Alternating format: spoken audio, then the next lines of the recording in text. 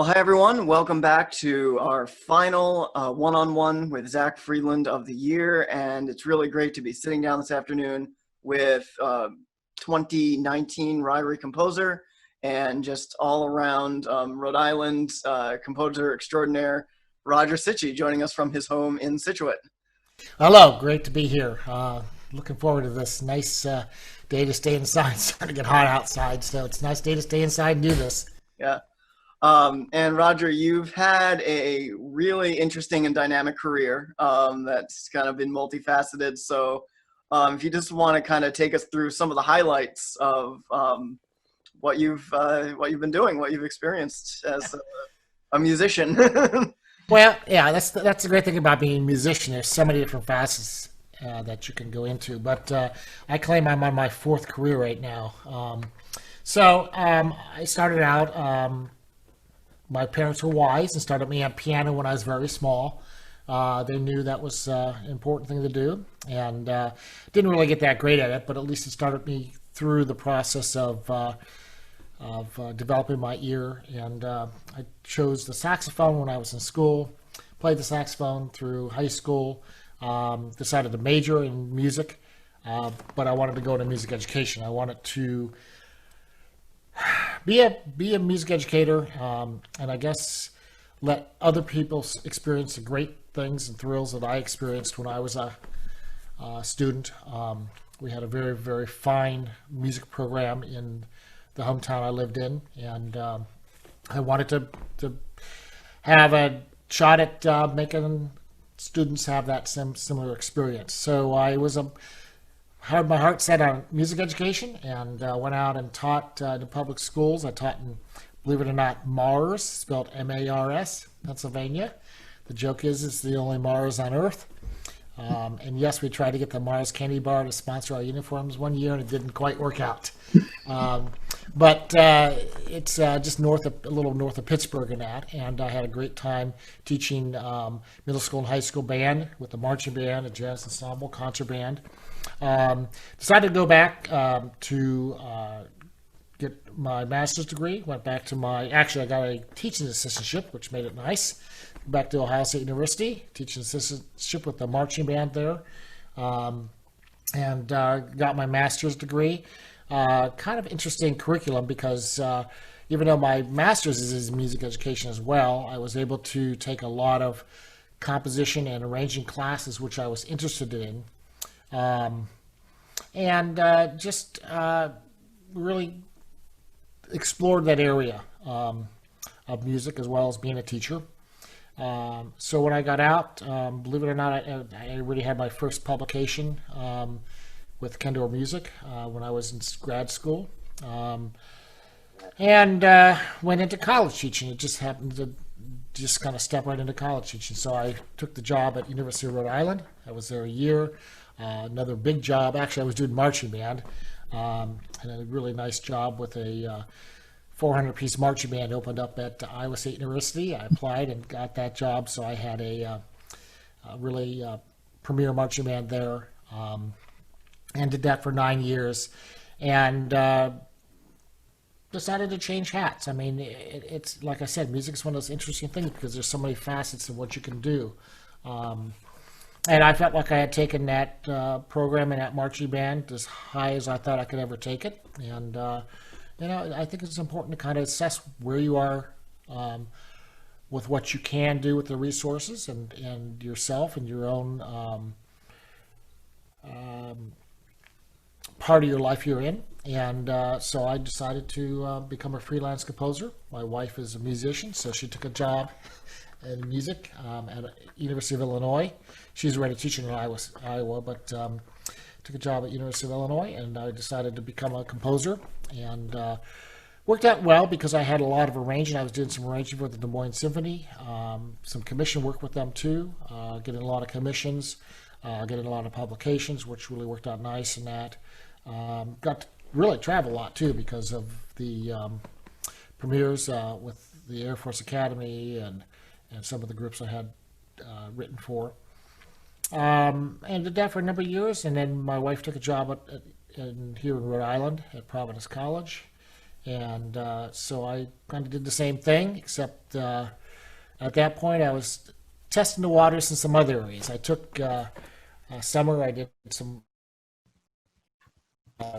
coursework at New York University. The Buddy Baker film scoring workshops were there during the summer. And I had a great time. Thought I could take a crack at it, which I felt like I was successful taking the classes and that. Came back and never really got that much into it because I still did a lot of commission work. And when you've got a paycheck at the end of a commission, you just keep going. Yeah. But it was a great experience to have because eventually I would turn to that then and kind of turned myself into exploring film composition. I always had an interest in it. It was just that most of the major stuff is done in LA. LA right now. You kind of have to uproot yourself and move out there if you're going to do it. However, I found out there's a lot of documentary films that are done here on the East Coast, and so I was fortunate to land up with a company that was doing World War II documentaries, and it worked out fine. First film I did got me an Emmy, so can't complain. Yeah, the American Saint Nick, correct? Yes. And so I'm just starting my sixth. They're working. We're in post-production right now, and I've gotten little pieces here and there. I haven't got any timings yet, so I can't really do a lot, but at least get a sense where the film's going and what we need to do with this film. So now I'm turning my attention to that, and during this pandemic, while a lot of people are bored to death, I've kind of increased my workload. I'm going nuts just trying to really get a lot more experience with the digital audio workstations, which is how most of the television and the film, documentary films are done nowadays. And there's just so much to learn, and there's such great resources to get to it. And so between watching YouTube videos and taking some tutorials, and just really trying to amass myself in digital audio workstation production, I've been very, very busy. I want to go back to the beginning and just talk about some of the things that you said. One was something that we shared. We both started on the piano, which I think is invaluable to just overall musicianship. And I was just wondering if you kind of shared that experience where just having that base of, playing the piano, the instrument that really just lays it all out for you, if that has influenced your musicianship. Yeah, I think so. To me, the piano, and it's clear. I mean, that's why in schools now there's a piano, because it's the basic teaching tool, instrument. And for composers, it's the same thing. It's the basic tool of composition, because you've got to be able to hear certain sonorities and certain complex textures you might want to work with. It's kind of hard just to think of how it's going to sound. You can hear it in your head without actually playing through some things. And it's amazing because you'll play through something and you might come up with another idea that your brain might have thought of, but your fingers did. And so I like, playing a lot on the piano and that. And I've gotten into using some of the technology. So I have a Yamaha motif keyboard here, which does sequencing, which simply means that I can play the piano and record and go back and play some more piano, record and go back and play some more piano. I can change the sound around too, but I tend to stay with the piano sound. And what I tell people is I don't have 6 hands to play some complex stuff, but my synthesizer does, because I can go through and play one part in and then go back and play another part in and really listen to the layers as they're competing for attention. And make some musical choices on that. So it's allowed me to have 6 hands. Yeah.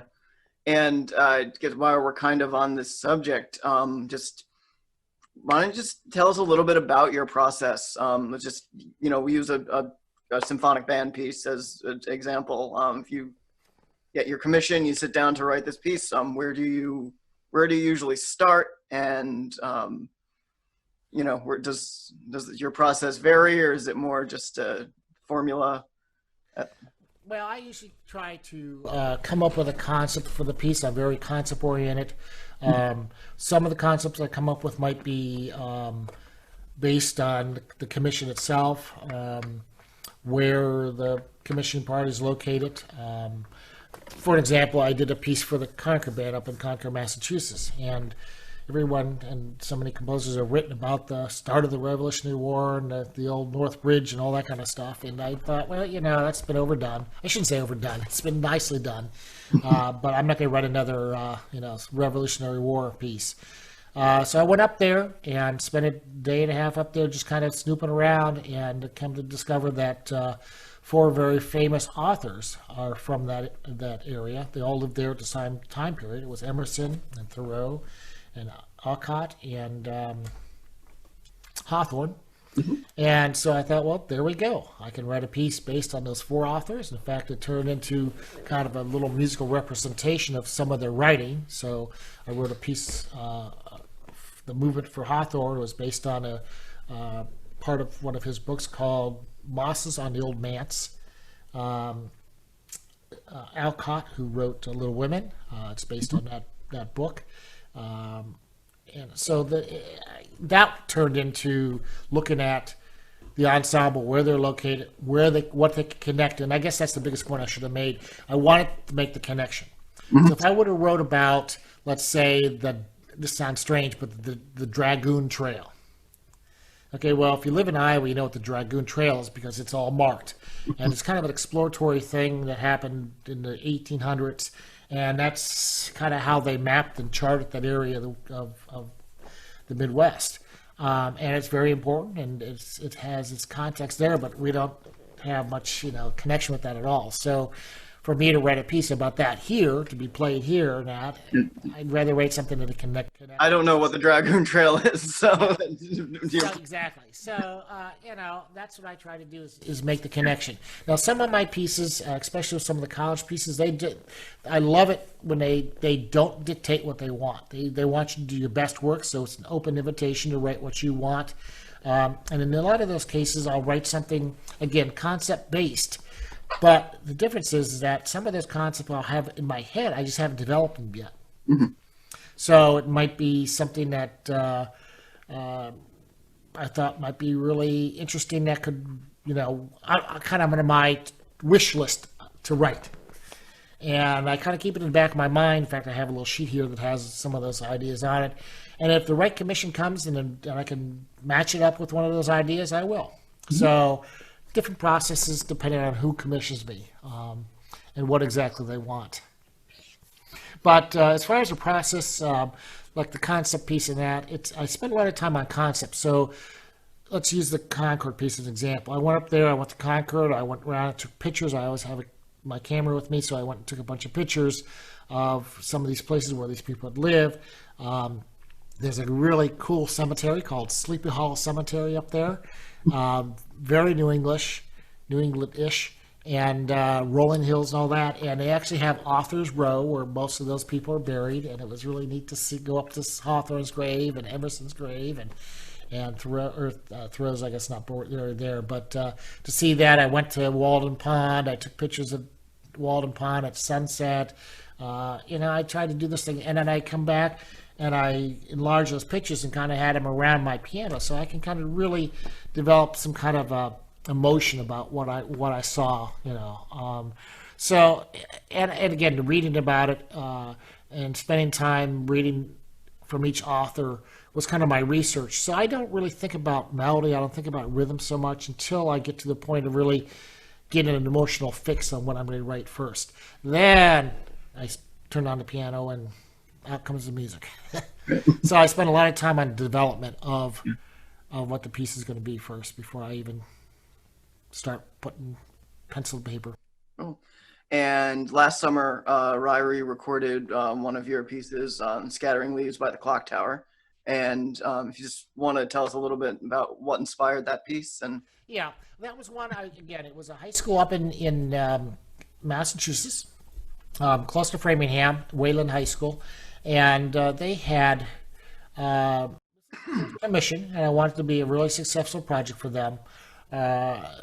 First time they ever tried to have a piece of music written specifically for them. And so I thought, well, let's see what kind of connections I can make up there. And I didn't really find anything really much up there, but we were trying to connect the students to music and make them understand that music is just not notes and rhythms that appear out of nowhere. There's a motivation for why that music is written and why it has that title and why it if it has a message to convey. So I got to thinking about it. First of all, it was interesting because the reason the clock tower fits in is because when I pulled up to the school, or actually before I pulled up to the school for the first time, I asked the band director, I says, now how can I tell what door I'm supposed to go in? He says, oh, that's easy, just go to the door by the clock tower. So I got there, and it happened to be in autumn. The piece wasn't due until March, but I got there in autumn, and I noticed it, but it didn't really impact me at all. But there were like leaves blowing around. It was kind of windy, and the clock tower was there. It's a small clock tower, but there was leaves blowing around and stuff like that, and didn't really speak to me at all until I started putting two and two together. And I realized that it's a school. Its purpose is to educate people. It's a door in and door out. So in other words, students come in younger and grow and develop, and 4 years later they are out the door, and some of them scatter far and some of them scatter near, just like a tree. And think about it, the parallel between a tree and a school, because a tree grows these leaves every year, then drops them, and they scatter. And again, some of them blow far away, and some of them don't go very far at all. I thought, that's kind of interesting. It's kind of like an interesting metaphor about how that is the same as a school graduating students, and they go about on their own and that. So that's how I kind of developed that piece, and based it on kind of that idea. So I want to go back for a minute and just talk about the fact that you were born in Ohio, where I also spent a few years working on my doctorate at Ohio State. And you've been in Iowa and you've been in Rhode Island. Has living in different parts of the country given you, have you noticed the distinct differences of the regions, and that has given you kind of perspective on how you look at things, and where you look for inspiration, and you talked about making those connections so much.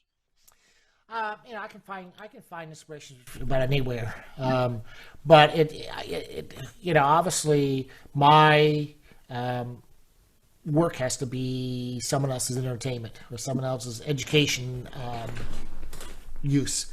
So getting commissions is important, and it seems like there's a lot more opportunity when you're in the Midwest because, first of all, unfortunately, the schools around here are losing music programs right and left. The ones that do exist, some of them, the quality-wise, has dropped significantly. So they're not able to even play the what we consider standard literature. They're just able to survive. And again, it's not so much because of the music educators; it's the schools devaluing the importance of the arts in this area. But in the Midwest, it's a little. I mean, obviously there's cuts in that out there too, but there's still a lot of great schools that have their act together and understanding. It's a bigger part of the culture out there. Really, especially in Ohio with the marching band and everything. It just exactly ingrained. And so like when I moved outside of Chicago, it was interesting because when I moved there, the director of Northern Illinois, who converses with a lot of the high school band directors, because a lot of the high school band directors call up a lot of the college people and ask them, we want to do a solo. Is there someone you'd suggest for bringing in as the soloist? Or, do you know any good pieces recently or something like that? And all of a sudden my name got out. And before you know it, I'm going like once a week to a school in the Chicago area to go work with a group that's, wants to play one of my pieces, which is great because, you feel like a god almost because you're going from school to school and that. And that just doesn't happen that much out here. I mean, I've had some commissions and they've been very successful out here, but it's not to the point that it is in the Midwest. And I agree totally with Zach saying it's a cultural thing. Iowa is very unique because a lot of the Midwest actually have community bands all over the place. Iowa has community bands. Honest to God, some of them are, you have to be in your 70s to finally get to play first clarinet. And the only way you can play first clarinet is, if Grandpa Jones dies, who's 90 years old, and you finally get the chance to get that seat. It's amazing. Iowa also has, believe it or not, they have a band tax. So what that is that the municipalities in the state decided they want to have community bands all over the place for summer entertainment, and they're going to put a slight little tax in everyone's bill, and it goes to pay for bands, and they actually have bands funded through these band taxes because it's an important thing to have, an outdoor amphitheater. Some of them have beautiful bandstands. That once a week there'll be a band concert, and everyone from the community's got their lawn chairs out there and they're sitting there enjoying it. And once a week there's a performance by some of these community bands. I'm not sure we really have that around here in Rhode Island. I know there's the Concord Band does a summer series at out in Harvard at the Fruitland Museum up there, but and I know some of them, but not a continual, not a once a week thing. It's something. I think the American Band probably plays about half a dozen summer gigs, maybe. But those are mostly, they'll play for the Veterans Home. They'll play for, I don't want to say they're private parties, but like the one out in Portsmouth, the Glen Manor. Portsmouth, yeah, Glen Manor. I don't think that's open to the public. I don't think some of these are open. I think it might be a donor only. Yeah. The John Brown House is public. Yeah, but it's not like the Midwest. In the No. Midwest, you go all over the place, and there's bandstands all over the place because these bands are playing. Yeah. Even some of them have brass bands as well. So I think there's more opportunity for composers to survive out there because there's a lot more opportunity to get commissions and that. Here it's because of the devaluing the arts in general in public schools, as well as just not having a lot of community opportunity as well. And it kind of burns them up because they claim Providence is an arts capital. Arts capital. Well, they got some of the worst school arts programs in the country, but they want to be, but it's all about the commercial world, not the, so we don't want to educate people about the arts. We just want them to spend their money in Providence with the arts. There's some great art opportunities here. The really repping at, and a lot of that stuff is great, but let's make it a comprehensive thing, not just an elite thing for the people that can afford to go. For sure. So obviously, because you started music education and you were band director for many years at URI and Iowa State, you, in addition to being a composer, you've also been a conductor, and you've gotten a lot of experience on kind of the other side of what composers are doing in the sense of who we're writing for.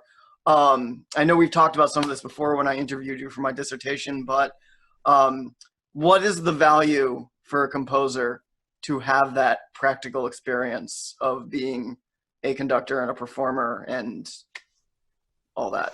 Yeah, well, I think most composers are in some way a performer, but not necessarily a conductor. And that's a whole different animal because to me, conducting is another instrument. You're communicating non-verbally, and it's just not waving a stick and keeping a beat. I mean, that's the minimal part of it. I mean, the maximum part is you try to pull out expression and you try to pull out the musicality that you really want. And some composers try to do that, but they just don't have the techniques to be able to do that. So that's where I really feel comfortable with because I've had that kind of experience as much conducting that I have. And so when I work with a group, I think that's what they value is that, okay, I know exactly how the music goes because that's kind of the goal that everyone's trying to do is make the music sound like the composer wrote. And so when you got the composer actually up there, it's not so much of an intimidation type of thing, like, am I doing this right? Am I playing these notes too short or too loud or too accent or whatever? But, what does the composer really want here? And I find that, when I'm up on the podium, it's great to be a mirror. So in other words, I can conduct a certain style in the music, and they're responding just like a mirror back to me. So I'm getting exactly what I want with the music in that, which is a lot of fun. And if they're not playing exactly the style I want, I'll stop and I'll explain, what I want. And just a quick story here. I have a recording of Copeland rehearsing a group orchestra. I think they're getting ready for a Deutsche Grammophon recording of Appalachian Spring, and it's a great recording. And the terminology isn't. He doesn't get into these musical terms. I mean, he stops in the middle of the piece. He says, "Doggone it!" He says, "This is a barn dance. Make it sound like a barn dance." And that's incredible. He didn't use any musical terms at all. There's a certain way he wants something to sound, and he didn't say less detach more, or expressivo and all these. He didn't throw anything like that out. I mean, just damn it. In fact, I think he said, "Damn it, it's the barn dance. Play it like a barn dance." But the terms he used, I thought was incredible, because a lot of that stuff's in the paper, and then you're learning other people's parts when you're rehearsing in that, and then you're trying to put it all together. But our notational system lacks a lot of some of the minute details, and I think that's what the great idea of a conductor conducting his work is, that you're getting those minute details that might be missing, because our notational system really doesn't cover all that.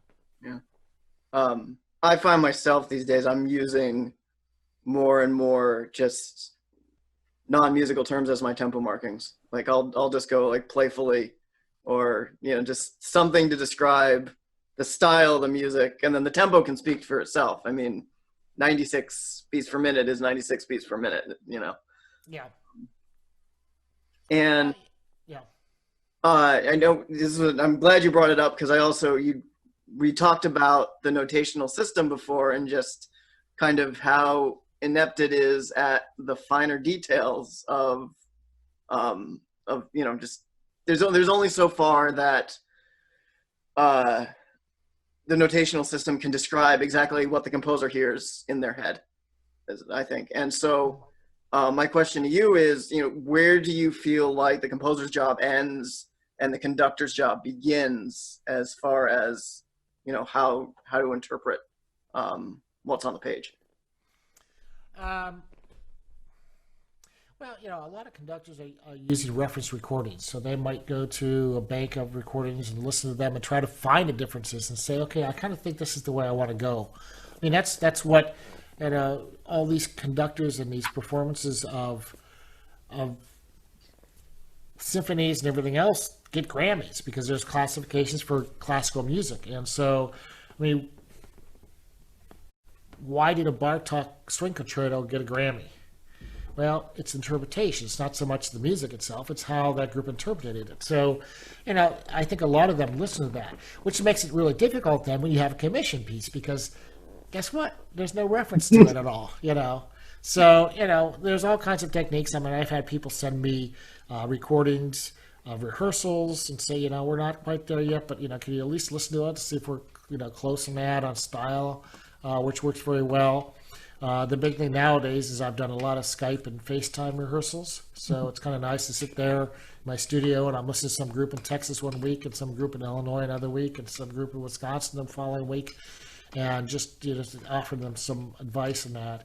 And when I go into a school or even community band and work with them, even if I'm not going to conduct the piece on a concert, but just to work with the group.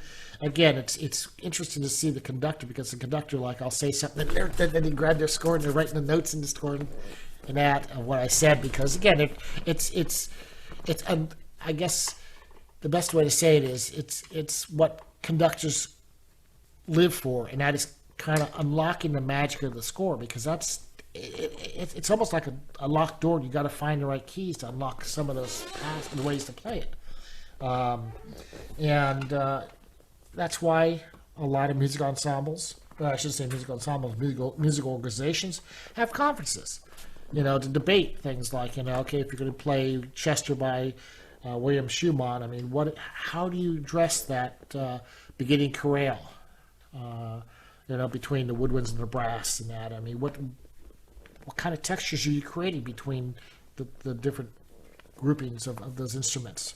And a lot of people write dissertations in that, make on interpretations of pieces. So it's kind of one of the things that conductors live for. But getting back to your initial question about I'm not sure how you stated that question, though, but where does the where's the okay, yeah. composer's job end and the conductor's job Yeah. begin? Well, I mean, that's the thing. It can be played. A piece of music can be played 1,000 different ways, just like a note can be played 1,000 different ways, and you're trying to get as close as you can. But there is room for artistic creativity through conducting as well. So that's why people can get promoted in like higher institutions, because they might be a conductor, orchestra, or band, and their artistic endeavors are studying the scores and trying to be scholarly about how those performances, how would you conduct a piece. And, it's a lot different when the composer's dead, because you can't go ask. I think my favorite example is the Song of the Blacksmith. When you're coming in back into the refrain, there's no retard there. There's no rallentando. There's nothing. And on the Eastman Wind recording, Fred Finale, he drags that out. Bum, bum, bum, bum, so Yeah. Most conductors do it, and there's nothing there. And I guess formally, I think it makes sense, but it's just one of those things that I guess it's just stuck, because I think enough people have heard it in their head that way and have gotten used to it that way that, Yeah. Well, you brought a good point. I mean, people had much respect for Freddie Finale. So, Freddie Finale messed with something a little bit in that. People thought, that must be the way to go. Yeah. Not that they were a bunch of lemmings, but the point is that, sometimes you can take things, slightly different than that. I mean, I don't expect every group that plays my piece to sound exactly the same. I want them. To me, the two most important things is they keep the style and integrity of the piece. If it doesn't have the style, that's a problem. But if they decide to, pull back on a retard much more than I would, go for it. Go for it. In fact, it's interesting because some of the recordings I have done by North Texas and that, they take a lot of my retards a lot slower than I would have ever imagined. Of course, I'm one of those fast-paced people that I'm not as patient, and so I need to learn how to slow down, because I love it when they take something and really, really pull it back. And it's interesting. A perfect example is Frank DeKelly's folk song "Sweet," the first one he did. The second movement, which is in kind of an asymmetric meter, he says, this is the tempo I wanted it at. I heard some group play it a lot faster, and wow, I liked it. I believe there's a program note in there. Yeah, so I think it's right in the program notes. Yeah. Yeah. So This is the second movement of the Cajun folk songs, the first one. Yeah. Now, if the style was different, if they played it, legato instead of, fast and legato instead of, fast and kind of animated in that, I think it'd be a problem, because it would lose its style and integrity. But I think, there's room for expansion. Or I shouldn't say expansion, but there's room for artistic expression. Yeah. And I think, you definitely talked a lot about style, and I think style to me really relates to musicality and making something musical, playing it in style. How would you, being a composer and a conductor and everything, this is a pretty broad question. How would you define musicality? How would you Well, musicality to describe it? Musicality is taking much more than what's on the printed page. And part of that, and the problem, and the reason people go to college to major in music and spend, even if you're in music education, you're spending, 3.5 years more learning how to learn or studying your instrument. You're in a large number of ensembles, not because they want you to be in all ensembles, but you're learning, exploring literature, and there's just so much that happens with certain styles that transfer to another piece that's similar to that. So, that's what I don't like about music education, where it's all based on, repertoire. Just we got to play this piece, and then we throw that concert together. Collect the music and do the next one. And you're reteaching the same thing, and there's not carryover. So, a perfect example is there's some very typical things that happen in a march style. So, in a march style, it's a rule. Any long note, you never play full value. If you have a half note, now remember, cut time, it never played as a half note. There's always separation. So if you have half notes, you separate them. And now, except for the trio. Now, if you're in a trio section, which is usually broader and more legato. So there's certain performance practice, really. Yeah, that happen. Just like in certain Baroque music, and Baroque music can be broken into different things. Renaissance music and that. And that's what you're doing is you're accumulating the knowledge of all these different styles. You might specialize in one, and that's what a lot of people like to do. Is they might say, "Oh, I like Baroque music. I'm going to specialize in Baroque music. I like, British music, so I'm going to specialize in British literature." Because different. That's what makes them unique, and that's why you can pick them out for those styles or those nationalities because they have certain practices in that.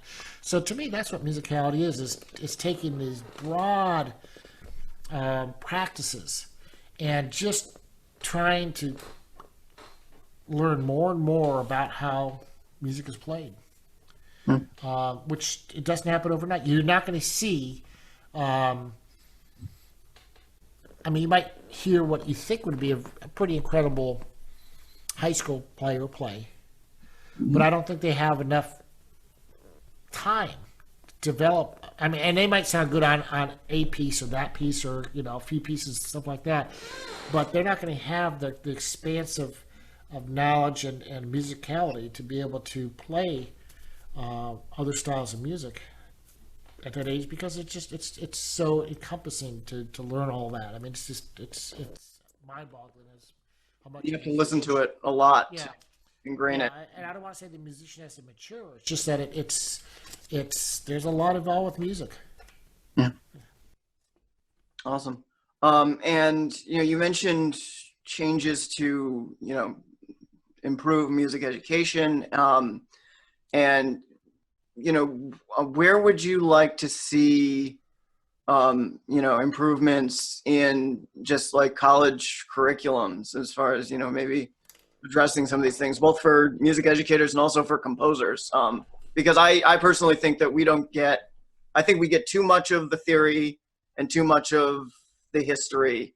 I think a little too much of the history. I think we get too much of the theory, a little too much of the history, and not enough of the practical. I think we should be required to take the methods classes. I think we should be required to, do all that stuff to actually know what we're writing for. But, where do you see that? Well, I tell people I was not forced to take a lot of that stuff because, especially like in the master's program in that, I took the music education class. Well, let's say you're undergraduate, okay? I didn't have to take a lot more. You have to take the standard history, but I didn't have to take a much deeper set of history and theory because I was in music education, and the curriculum certainly is filled with how do you play instruments, how do you finger them in that. But there's three things I tell people all the time that I have to credit as being very important to my success. Number one, being in music education, you have to take methods classes, which means you have to get your hand on every instrument and be able to play it to some small degree. Mm-hmm. Not just look at a cookbook, but cook that, recipe. Yeah. Okay, and that's what, unfortunately, I wouldn't say theory, but if you go the composition route, that's what you're doing. You're taking a cookbook and you're reading the cookbook, but that's it. You're not saying, okay, here's the bassoon. Let me show you what it feels like to have 5 keys back with your thumb wiggling around back there. You can't read about how to ride a bike. You can't read about how to ride a bike. So that really helped because I know what it feels like to cross the break on a clarinet. I know what it feels like to play through harmonic series on brass instruments and know that I might have the right fingers down or the right slide position, but I'm on the wrong note because I don't have the right velocity of air going through the instrument to hit that partial. I know what it feels like to play a tuba. The flute is about passed down on because half the air goes inside and half the air goes outside. All that kind of stuff. So to me, that was very valuable. And I think a composer should have that. Yeah. Now, those classes are designed to how to teach those instruments. So part of it is how would you teach it? So if a kid's having a problem with not getting their lips tightened enough to play a high C and a trumpet, what are the techniques? What are the methods that you need to go through to be able to allow the student to be able to do that? Which, again, that's not some important to a composer. But having your fingers on an instrument and realizing you can play brasses with 3 fingers, but you got to need all 10 fingers to play clarinet or oboe or flute, and there can be some real finger twisters there too. So I laugh when I have a student that wants to write in something like B major. I says, okay, the saxophones are going to be going like this because they're hitting all these side keys because everything they're all going to be Yeah. It's going to be natural. And a string player would love it. That's not a problem for the string player. So that has helped. So that's number one. Number two is this didn't happen so much until I got into graduate school, but I somehow found out I had really good penmanship as far as music notation. Mm-hmm. So I start getting jobs copying music for people. So Joe Ducci, the trombone player, said, hey, I got this trombone choir thing, and it's just terribly written. Can you rewrite it and write all the parts out, stuff like that. So I did that. Believe it or not, there was a guy in Columbus, Ohio, that was writing show music for Vegas, and so he'd hand me these condensed scores. I'd have to extract all the parts out and stuff like that. And the problem is that it is tedious work, but your mind was subconsciously analyzing things as you were copying things. So I would write harp parts. Endless harp parts, stuff like that. It'd be 3 o'clock at night, but my mind would still be working because I'm thinking, oh, that's how that's done. So I learned all these idiomatic things to a lot of instruments by copying parts out. And I also could make decent money along with that. So that really, amazingly, gave me a real jump up on orchestration. And the other thing is that I did a lot of arranging. So even when I was an undergraduate, I was writing charts for the basketball pep band and that. And they're arrangements, but there's still a lot of creativity, a lot of decisions have to be made, and you can have your stamp on them, and you'll learn some amazing things. You might see it. You might be doing a simple Beatles tune, but you might find a chord progression you never thought would be possible, or some other element. And to me, the composing aspect of colleges, they don't look upon it as very, they don't want you doing that. They want you to be artistic and write your own work, not mess with someone else's in that. So I learned a lot from that, but it also opened a lot of doors for me. Because I know with like the Des Moines Symphony, I was at Chicago, I was at a convention in Chicago, and I got a call from the director from the symphony and said, we hired this guy to write a bunch of charts. We got this jazz trumpet player coming in a month from now and doing these pop tunes with our orchestra, or not pop tunes, jazz charts with our orchestra. And the arranger can't do one of the charts. Do you think you could do a quick arrangement of body and soul? And that was the door. Did the arrangement, they liked it. The next time I got the full set of, so I did it, they did a Broadway show and I got the whole set of arrangements for that. I mean, that was great. And I did another one. And then eventually I said, hey, why don't you, do you want to consider a commission? So that door would never have opened if I had not, started doing some arranging. And the arrangements were very gratifying. I used to love going down and to rehearsals and just sitting with the score and how did I, do this section? Did I write, decent parts for the violas and just get feedback. I mean, your ears are going to be feedback for you, but you got to hear it. Yeah, it's fun. I've done a fair amount of arranging for musical theater. My friends that will write their piano reduction and then say, okay, add the drums and the strings and everything, and it really is fun. It's fun, is what it is. You just kind of. But getting back to your initial question about theory, Nat, I mean, let's face it. I mean, you're tortured having to learn figured bass. Okay, but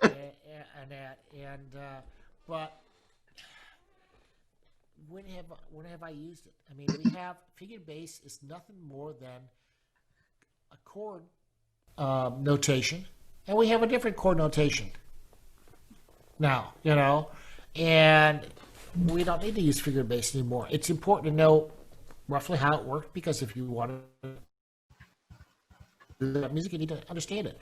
But to be hit over the head with it for 3 months of the school year because the professor thinks that's the in thing is ridiculous. I mean, we get off two species counterpoint. Get a basic understanding of it, and it's placement in the progression of how harmony developed. Yeah. But our ears are much more in tune to dissonance. I mean, let's face it, second species harmony, you're not allowed to have a perfect fourth as long as if it's in the lower voice. That's an evil note. Call a tritone a devil's interval.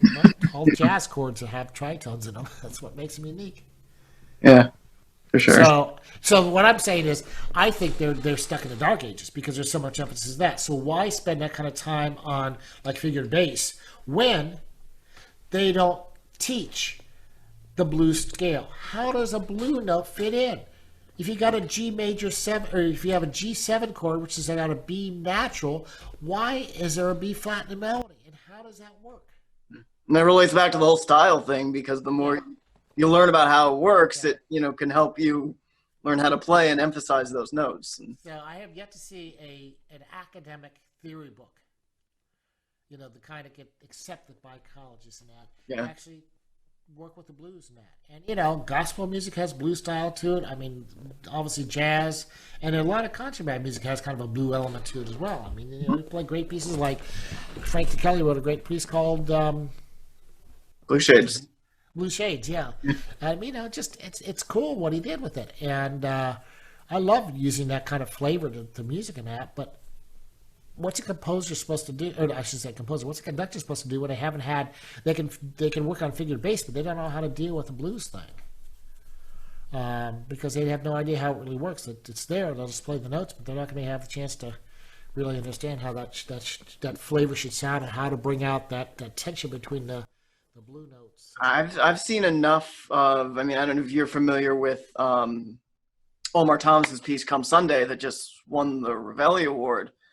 I think to be a concert band conductor now, you have to know jazz. It's getting so prevalent in just as an influence. You pretty much have to know jazz and know that style to be able to work your way around a lot of the new and exciting literature that's coming out. Well, as I tell people, and hopefully it'll prove to be true, and that is, 50 years from now, when you actually go back and look at what 20th century music was, because it's no longer 20th century, it's going to be the jazz era. We're going to go from the romantic to post-romantic to the jazz era, because that's had the biggest influence. And you think about the things that change, what has to change for it to be considered a new era. So what changed between classical and romantic, okay? And then because those things have to change again. So what made the 20th century? It's more emphasis on rhythm and this whole interesting harmonic variety that came out of the believe it or not, the Afro-American experience. Mm-hmm. And how all that was created. It's just wonderful. It's just beautiful. Awesome. I want to thank you for sitting down with us today. It's been a nice way to pass the afternoon. For anyone interested, where can they find you? I have a brand new website. I'm still developing a lot of parts in it, but you're going to find most composers, just theirname.com. Yeah. Don't hesitate to look for a composer. I always have, it's always interesting getting contacted by somebody they finally get my email and say, well, I just don't know how to get a hold of you. It's just like, well, I don't know a composer that doesn't have a website that simply is their name.com. So just rogercichy.com. And it's done. Just one more question just popped into my head that, when I know you kind of went through those three things. What other advice would you give young musicians, whether they be composers or music educators, especially having been involved on this long journey of yours? What advice would you give them just moving? Well, the biggest thing I find right now is that there are literally thousands of pieces being written on a daily basis on a computer using sometimes very weak programs like MuseScore. They can do some things, but you get what you pay for. They're free programs. They're a great way to start the process, to get used to computer notation, but you're using that playback too much as the performance and not just simply a window, just giving you a little sliver of what you've created. And I think people are spending so much time developing these big pieces, and they require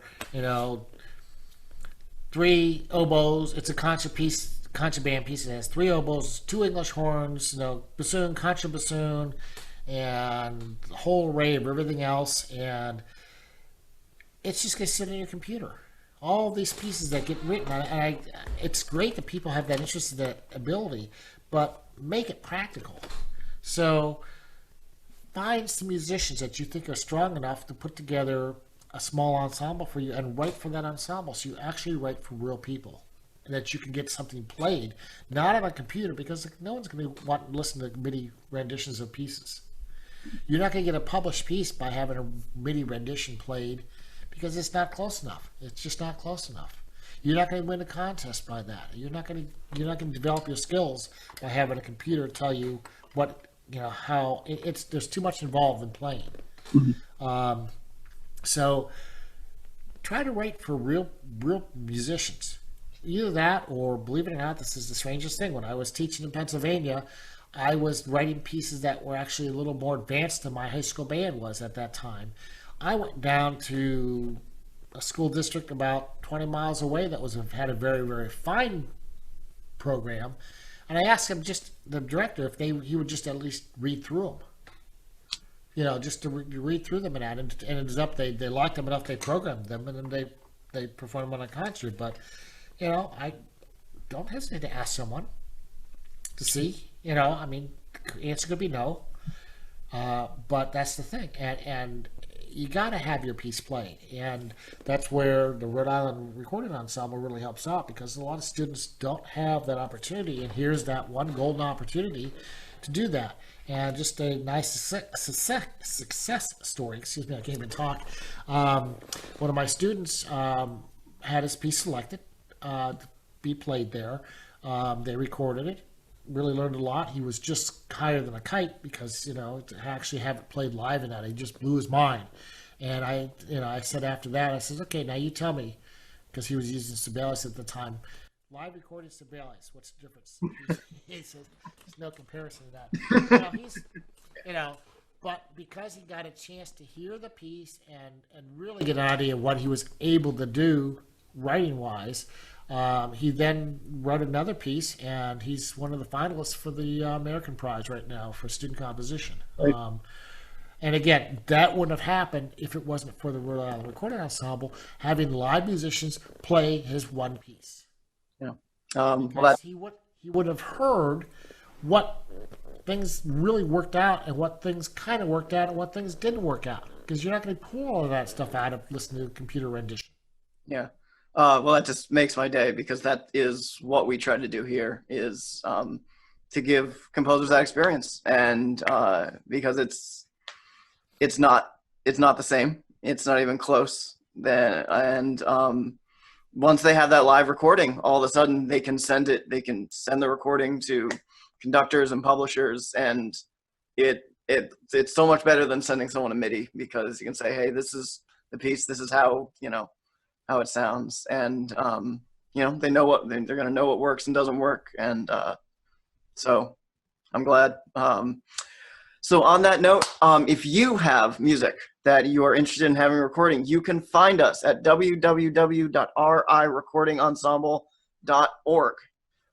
You can also go to our YouTube channel in the link below. It'll have all the interviews from the past summer or spring, really, including Roger. And we will be with you kind of throughout the summer with more YouTube programming. In the meantime, our 7th season is still currently planned for January 8th, 9th, and 10th of 2021.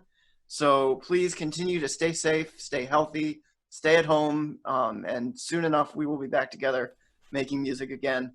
I want to thank Roger one more time. Thank you for joining us this afternoon. Enjoyed it. Thanks so much.